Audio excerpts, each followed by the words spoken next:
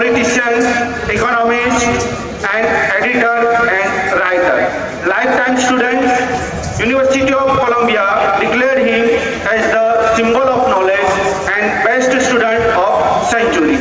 So I would like to call our principal sir to pay homage to the Dr. Babasaheb Ambedkar's birth.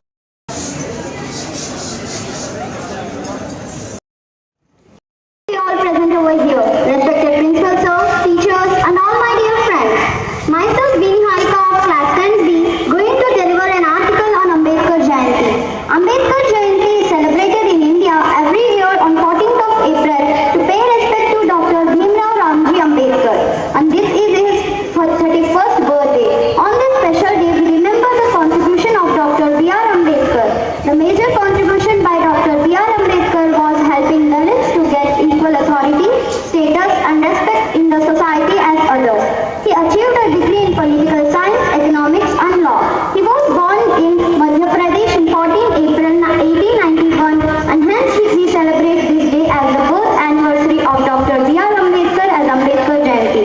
Bhimabhai and Ramji Malloji Shakpal were parents of Dr. Bhimrao Ambedkar. He is mostly known as Baba Saheb. His education journey was not much easier than others. Dr. B.R. Ambedkar, a political party he instituted and started, was called as Independent Labour Party. After India got independence, he was the first Minister of Law and Committee Chairman formed by the Indian Constitution. One of the biggest achievements by Dr. B.R. Ambedkar was Bharat Ratna. He won the Bharat Ratna Award in 1990. Dr. B.R. Ambedkar completed his post-graduation from Columbia University and London School of Economics. Ambedkar is an inspiration of young lawyers across the world. We should pay him respect and tribute on what he has contributed to Indian law and constitution. Because of Dr. B.R. Ambedkar, many students are able to get quality education in India at lesser fee. They are people who are economically backward and cannot afford education in a high-level institution. But because of Dr. B.R. Ambedkar, even they are able to get high-quality education for their children, which will secure the future of India. Thank you and have a nice day. पवित्र दिन के रूप में मनाते हैं। उस दिन जलियांवाला बाग में एक विशाल जलसे का आयोजन किया गया था, जहां हजारों लोग दूर दूर से इकट्ठा हुए थे। वहां उस दिन हंसराज जी का भाषण सुनने के लिए लगभग 20,000 लोग उपस्थित हुए थे, जिसमें ज्यादातर सिख समुदाय के लोग थे।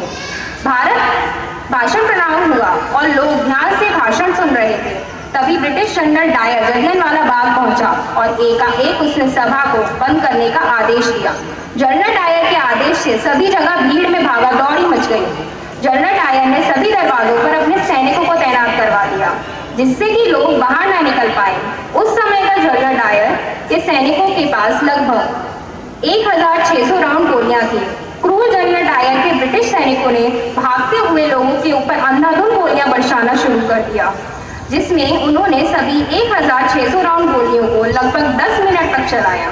कई निहत्थे लोग उस हत्याकांड में स्थित एक कुएं में कूद गए। जलियांवाला बाग में इस हत्याकांड में हजारों साधारण भारतीय लोगों की मृत्यु हो गई। जनरल डायर की योजना थी कि इस कुकर्म से भारतवासी दब जाएंगे और डरकर देश की आजादी की लड़ाई से हट जाएंगे, परंतु जनरल डायर की धारणा गलत साबित हुई। जलियांवाला बाग हत्याकांड के बाद पूरे देश भर में ब्रिटिश सरकार के खिलाफ आपसी भड़क उठी। राष्ट्रपिता महात्मा गांधी भी इस खबर को सुनने के बाद सहन न कर सके। भारत के हर क्षेत्र में आजादी की आग भड़क चुकी थी। जलियांवाला बाग ब्रिटिश सरकार के अत्याचार और निर्दयता को याद से नहीं दिला पाया। साथ ही यह उन महान निर्दय लोगों को भी याद दिलाता है कि जिन्होंने बिना किसी कारण अपने देश के लिए जीवन दिया। एक बार मैं जलियांवाला बाग गई थी। एक अलग सी बेचैनी होने लगी, जैसे मानो कोई चीख रहा हो, चिल्ला रहा हो, पुकार रहा हो, पर इतनी खामोशी में भी कोई दिखा नहीं चिल्लाते हुए। चलते चलते मैं एक दीवार के पास पहुंची। वहां गोलियों के निशान थे। वहां से फुसफुसाने की आवाज आ रही थी, मानो कोई बात करना चाह रहा हो।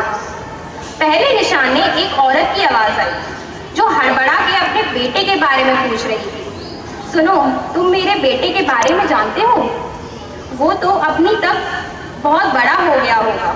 हाँ, उतना शरारती भी नहीं होगा जैसे हुआ करता था।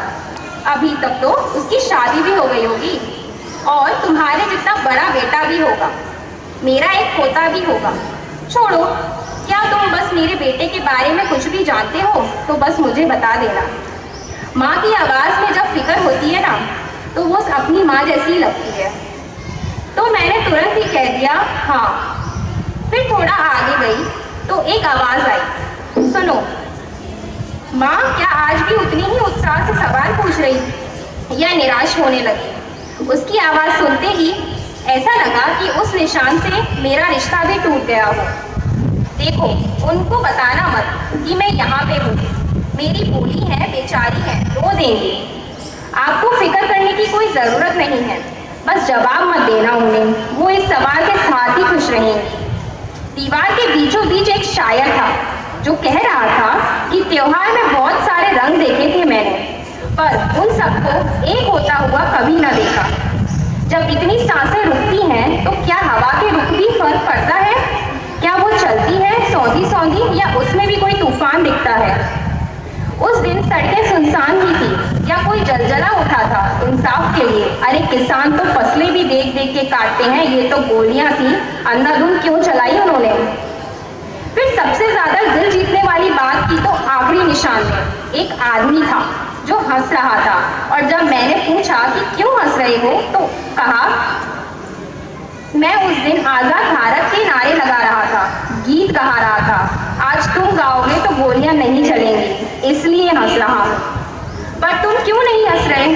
मैं कोई जवाब नहीं दे पाई। जब दीवारें बात करती हैं तो आप चुप हो जाओ तो मन को एक सवाल उठता है कि दरअसल मैं कौन हूँ। तो मैं अपने इस को यहाँ पर एक समाप्त करती हूँ एक कविता के साथ, जहाँ बैठकर आज हम प्रेम गीत लिख जाते हैं, हाथ में हाथ डालकर विहार किया जाता है, एक सूखे कुएं में झांकने को भीड़ जमा होती है और सिक्के फेंके जाते हैं, धड़ाधड़ तस्वीरें निकाली जाती हैं, वहाँ दीवारों की ईंटों से आज भी लहू रिसता है। सिहाए लाल देखा है तुमने? गूंज रही थी चार दीवारी तब इकबाल के नाटों में, सहम उठा जब पूरा भारत डायर के अत्याचारों से। क्या बूढ़े क्या भोले बच्चे, क्या महिलाएं दीवानी थी जब जलियांवाला बाग में लिखी खूनी कलम से कहानी थी। धन्यवाद। आज आप सबको एक ऐसी घटना से रूबरू कराना चाहती हूँ जिसका हमारे देश की आज़ादी में बहुत बड़ा योगदान रहा है। जलियांवाला बाग हत्याकांड हमारे देश का बहुत बड़ा दुर्भाग्य था जिसमें कई लोग शहीद हुए। तो ध्यान से सुनिएगा इस कविता को, शायद आप भी उसी युग में पहुंच जाए जब ये हत्याकांड हुआ था। तो चलिए शुरू करती हूँ। तारीख थी बैसाखी की और मांस नोचता काग था। तारीख थी बैसाखी की और मांस नोचता काग था। खून की होली खेले वो जलियांवाला बाग था। जल्लाद बना था डायर और उसकी तानाशाही थी। जल्लाद बना था डायर और उसकी तानाशाही थी। सिखों की धरती पर उस दिन उसने लिखी तबाही थी। पीतल की खोलें बिखर रही और खून खुला हवाओं में। चीखों और चित्कारों से भरती गूंज उठी फिजाओं में। माँ की ममता बिखर रही थी रोती उस किलकारी में।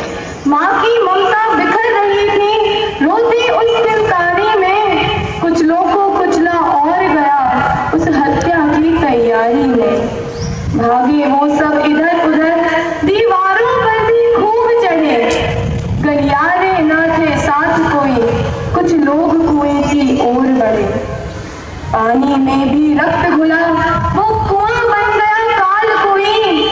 हर बच्चा बूढ़ा चीख रहा, मानवता भी दमखाक हुई। खून भरी उस माँ के सीने से एक बच्चा लिपटा था। खून भरी उस माँ के सीने से एक बच्चा लिपटा था। थी तार तार वो चूनर उसकी, पर वो उसमें सिमटा था। टूटे बिखरे रक्त सने अंगों के टुकड़े फैले थे खाकी में वे सारे खूनी और कर्मों से भी वो मैले थे खाकी में वे सारे खूनी और कर्मों से भी वो मैले थे। गुमनाम शहीदों की गणना खुद मौत भी ना कर पाई थी। कफनों में सपने बिखर गए ये आजादियों पाई थी। कफनों में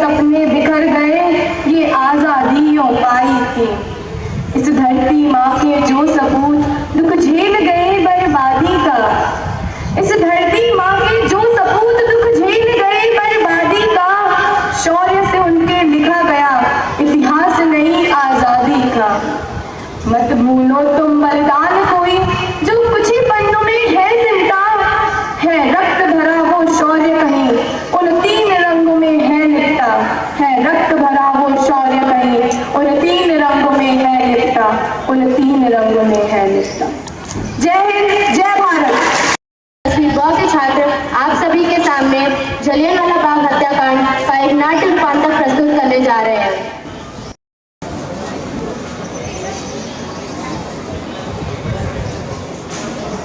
करने के लिए सभा हुई।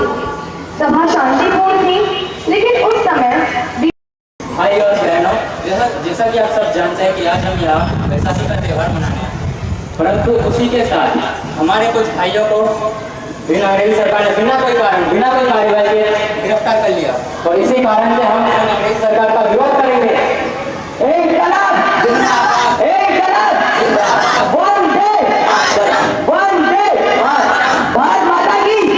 भारत माता की जय हिंद।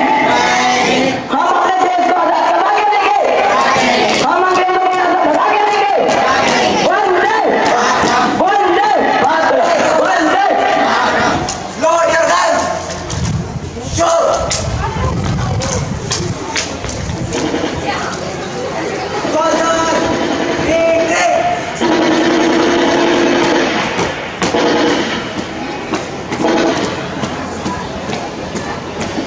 जलियांवाला हत्याकांड में बचने वालों में 18 साल का लड़का भी था। वह लड़का जो ब्रिटिश हुकूमत की नींद हिलाने वाला था, वह लड़का जो अंग्रेजों के घर घुसकर इस बर्बरता का बदला लेने वाला था, जिसका नाम शहीद उधम सिंह था। उधम सिंह ने यहाँ तक अपनी आंखों से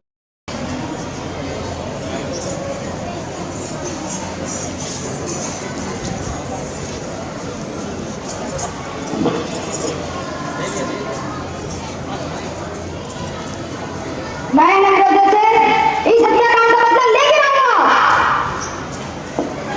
पंजाब में लेफ्टिनेंट गवर्नर मिर्चाया डायर, जिसने जनरल डायर को इस 40 के दिन फांसी दे दी।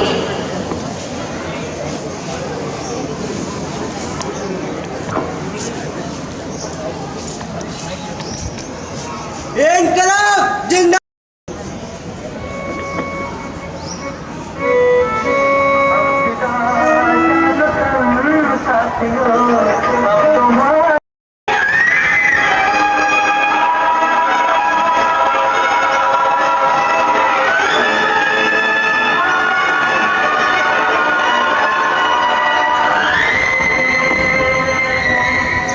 हम अक्सर ऐसे अमर सपूतों को याद रखना भूल जाते हैं।